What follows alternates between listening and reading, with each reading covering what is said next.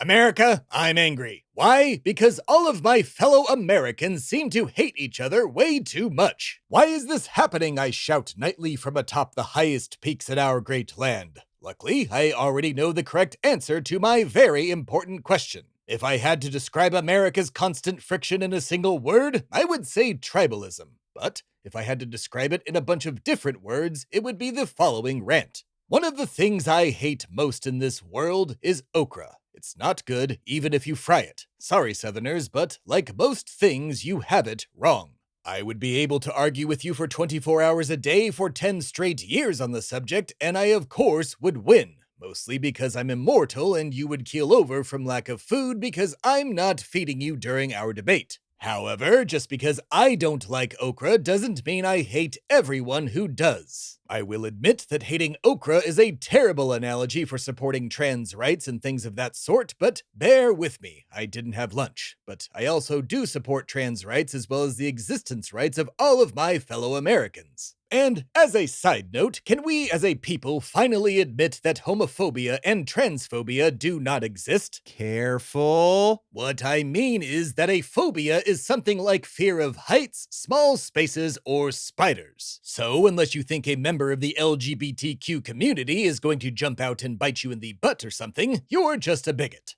I think you might be onto something. Oh, I'm on plenty of things. That's not what I said. But it is what I said. You know, At any rate, the mere practice of bigotry is one of the oldest gaslighting tactics to ever exist. At any given time throughout history, you can find someone who was made into an other by someone else. And the mere act of othering a person sparks division, which harnesses a sense of hate, which then creates stress, which then snowballs its way into Lexapro prescriptions around the world. Which you're out again, by the way. oh my god, stop taking my stuff! But even though people have hated each other for as long as othering has existed, human beings as a whole are not at fault. You see, there is undoubtedly always one person or group of people who are the ones that manufacture this artificial division. People on both sides of the aisle specialize in creating controversy and confusion amongst our fellow man, and boy are they good at it.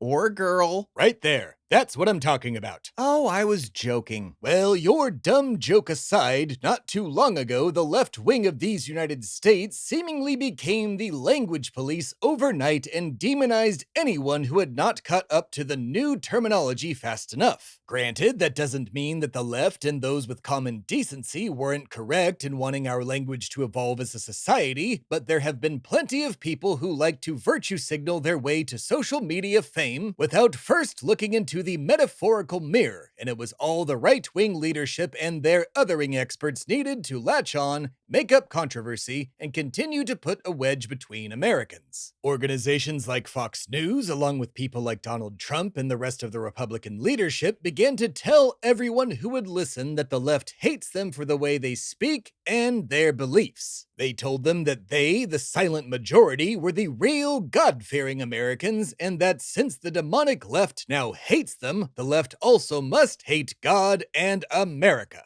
And just like that, woke versus unwoke was born. And you can't blame the belief in this anti-woke philosophy as a symptom of undereducation either. Plenty of intelligent, educated people have bought into this misinformation, or at least pretend they have to make a quick buck. But how have the left-leaning Americans of these United States been taught to hate thy neighbor, you are absolutely asking? Well, some could say it was relatively easy when one watches the right-wing champion migrant family separations, or others proudly claim to Mehdi Hassan that they are a fascist. Or when one remembers the time that then-candidate Trump mocked a disabled man, or when he championed violence against citizens for simply not agreeing with him. Or when thousands of right-wing citizens stormed the Capitol building of our great nation as they aimed to unalive the then vice president before being fully pardoned 4 years later by President Trump. Others could even say that it's despicable to watch right-wing citizens celebrate the elimination of trans rights. It also becomes pretty sus, as the kids say, when the majority of extremist attacks in these United States come from the right wing.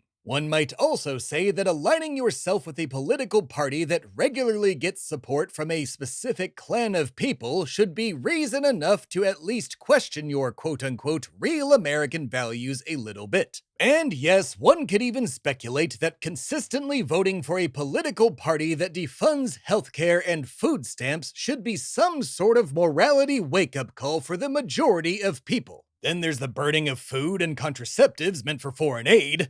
Dude, I think you might have gotten off course a little bit. I'm trying to steer this gigayacht the best I can, my friend, but it is admittedly hard to defend the right wing even for a little bit. Sure, you could write off the majority as brainwashed, but not all. Nowhere close. By simply stopping and thinking for a moment, something that can be difficult to do even for the best of us, you can start to understand why the left wing seemingly quote-unquote hates the right wing. It's like constantly having to apologize for a friend that makes a mess of things and who is also often very racist. Our great American difficulty is that both sides see each other as morally reprehensible. The left sees the right wing as hateful, xenophobic hypocrites who claim to worship Jesus, a sinner-loving immigrant and socialist who would likely be thrown out of America today under right-wing policies. And as for that right wing, the bulk of their sense of moral superiority comes from their warped view of Americanized Christianity, complete with white, blonde, American-born Jesus. Both tribes tell their people to shun and separate from those they don't agree with. This then drives a wedge further between the two groups, leading us to where we are now and where we have been before. If it wasn't an issue of race, trans rights, prayer in schools, or the Second Amendment, it would be some other issue causing Americans and humans as a whole to other each other.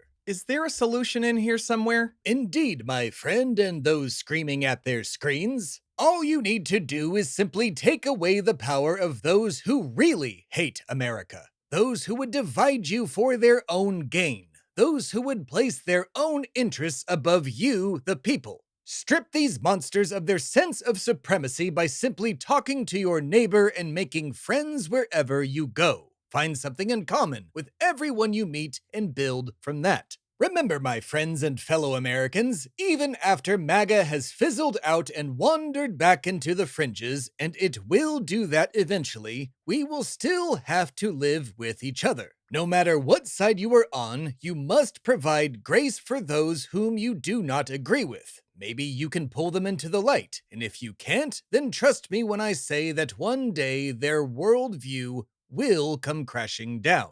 And when that day comes, you can be the one who rescues them from the MAGA shipwreck. Granted, that doesn't mean you have to forgive the morally worst among us, nor should you have to do so. But if you can, try and practice patience and make friends. Unless you're one of the bootlickers putting people in camps like it's Germany in the 1930s or China right now. And if you are, well then, Fuck you. Exactly. You're definitely going to hell, just like the Heritage Foundation guy. This has been Angry Americans.